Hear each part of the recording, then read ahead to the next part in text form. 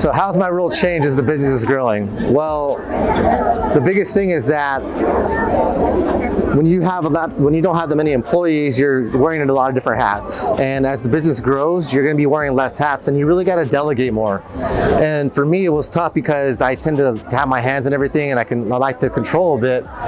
So you really got to learn that you got to learn to let go and to delegate and hire more. And as you grow your business, you're going to be wearing less hats, but you're going to be focusing on what you're really good at. So what have I learned about myself right now is that I do like being a lawyer. I do like trying cases, but there's a lot of the stuff about being a lawyer I don't like. And that, to be honest, is that I think someone else would be better at it. Personally, I believe that I love the trials. I'm a good trial attorney, and I love negotiations. A lot of the other things about being a lawyer, I would rather not do. So I've noticed that as the business has grown, I've been focusing more on the marketing aspect of the law firm and really focusing on the really big cases that get me going and give me juice.